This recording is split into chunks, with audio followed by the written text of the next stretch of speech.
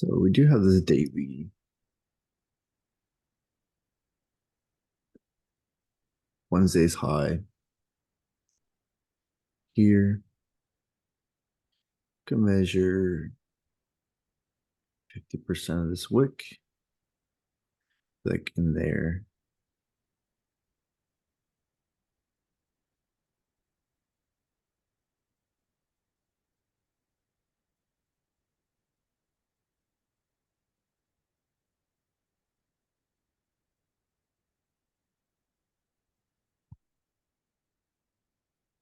But I think we go bearish. We have this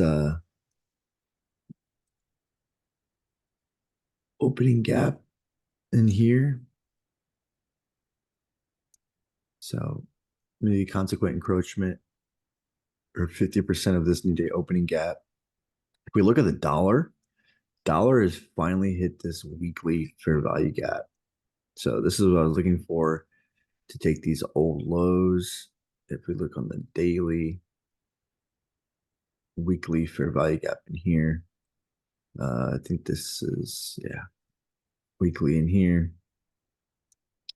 Monthly fair value gap beneath that.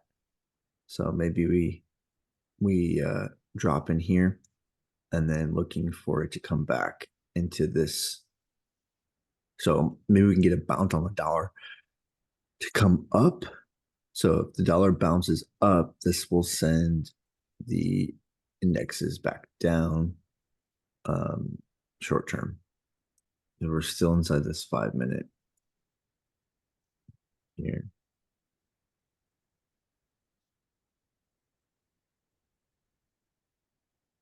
Bullish.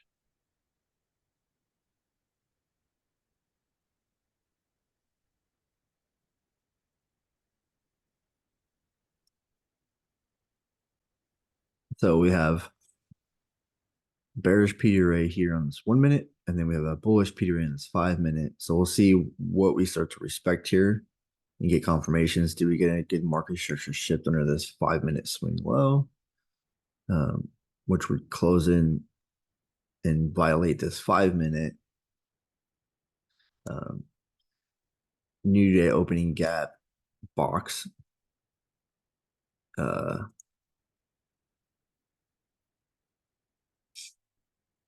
Just beneath these lows in here. So that might be a nice low to target if we drop. Hey, Andrew, just testing my mic. Can you hear me? Yes, sir. Great, cool. And you have that volume imbalance also at your market structure shift location at was it 4814? Right in here. Yep. Nice. Yeah. Yeah. So we can look at that too and see if we come down and we respected it here, right? Yep. So we would want this disrespected as well. Type that in there. Okay.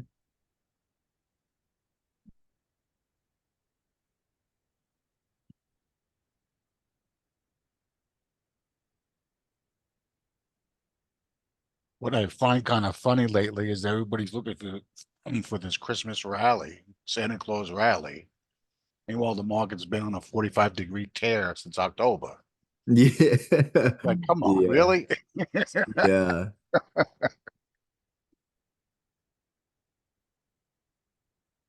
Yeah. October was kind of like we hit that weekly, Yep. the Fair weekly value gap. yeah, and then we just turned from there just straight up. Should have trusted it. I didn't. I like that the dollar kind of finally hit this weekly fair value gap. So I think we could, like I said, turn around on the dollar here short term. Maybe back up towards these highs in here, London. Some 15 minute, maybe Asia highs. How long have you been using Dixie as for a confluence, if you will? Probably I've always used it, but I've not as much. So I think it's been more lately. The last 3 4 months, I've really been focused on adding it as like intermarket analysis. It's kind of like a added, just an added bonus to like confirmations I'm looking for to create like a narrative for an idea for a trade. So I'll look at yeah, dollar for confluence as a added tip, or to see if the market will tip its hand to us. And then you'll probably notice I like to jump between the three indexes and see if there's like some sort of Correlation. yeah, correlation or like divergence where like Yep. maybe uh one of the highs or lows are off because they're supposed to all move in tandem together. It, So I find the indices mostly due to a degree, but that dollar Dixie boy, I've been also looking at it for the last 4 or 5 months, I guess. Sometimes it's on and sometimes it doesn't. The market don't yeah, pay no mind to it. I think it yep, might be more prevalent for, Forex traders makes more sense. yeah, But that's yeah. why I asked you. Yeah, so usually when the dollar's bearish, everyone's buying up stocks because you have more buying power, right? And then if the dollar's bullish, you'll tend to see, not all the time, like you said, most of the time you'll see um, a sell off of a lot of stocks. I thought it was more of an indicator of risk on versus risk off. Yeah, that as well. Yep. So if the participants are nervous, they're going buying dollars Mm-hmm. and vice versa. Yeah. Or moving their money into gold and stuff like that. Right. Taking the money out of the market and putting it on the table. Yeah. Yep. Exactly. In the bank, so to speak. Yep.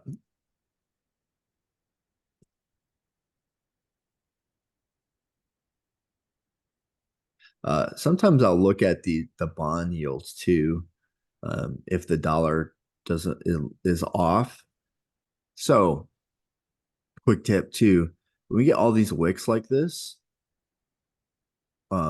is now pretty balanced price range of this 5 minute gap.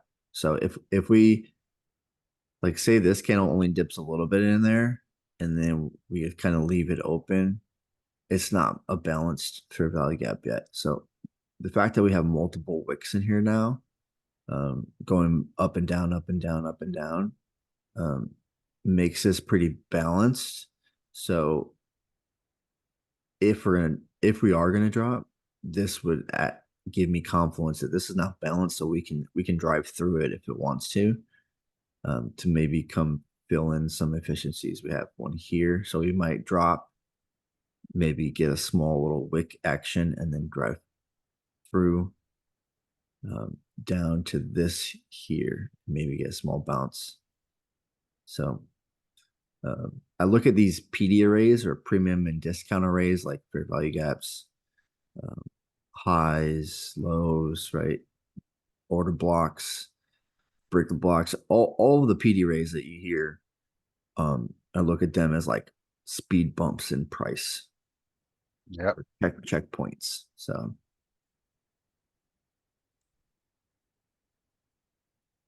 But like you said, this looks balanced. So it should be yeah, easy to get through.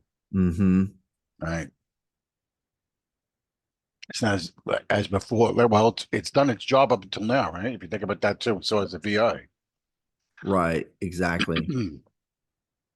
So another thing we could see is, see this trend line we're creating now, kind of in Yeah. here. Yeah.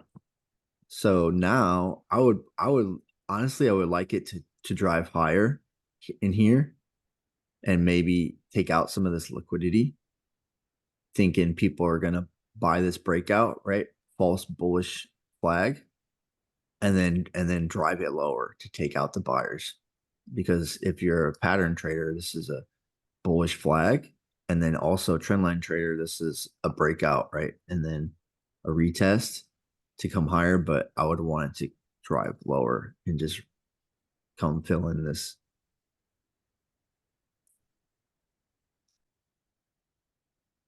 Now theoretically, you would like to see them sweep the lows here at 14 level. Yeah, but I on the 1 minute here, I liked this little swing low to be broken and we move through it aggressively. Um, but yeah, you would want if you wanted more confirmation to go lower, you would want to close candle body below here on these lows. Um, but I would even like to take something. I would take a short like in here using this bullish as inverse, maybe. Or and then especially if we create a gap here like this, like we're about to, right in there. So I would be short. Let's go one.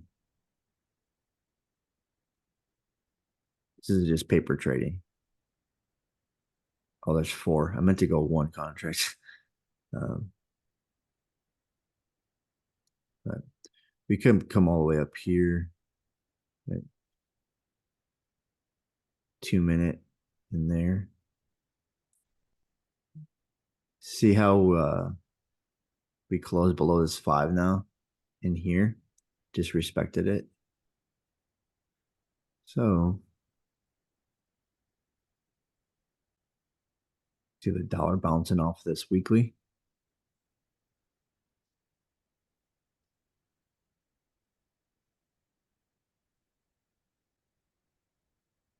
So first objective would be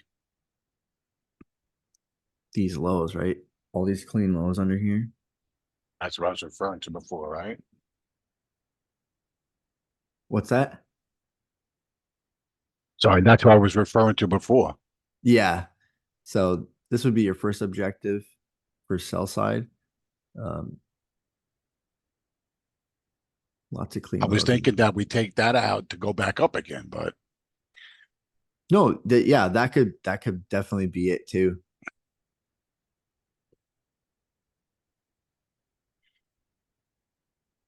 it's like being a defense attorney. No matter what, you can make a case for it. Yeah, exactly. Well, and that's the thing with these concepts. It's how you interpret it. It's like reading a language. So it's like you can someone could be short and you can be in a long and you guys can both make money off the same concepts. You know? So it's the beauty of it.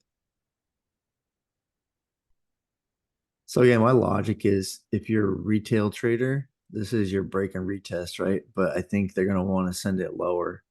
I would, but so Hello, let's Murphy. close partial. We'll close one here.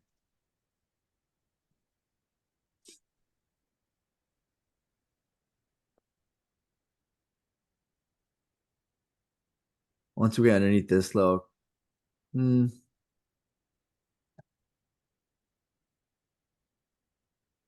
there's that one.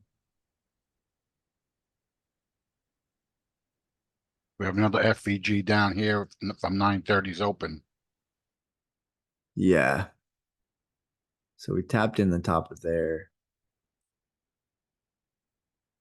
but so that's why we're getting this wick. So it's just reacting off of here. Um, so we'd like some speed now through here.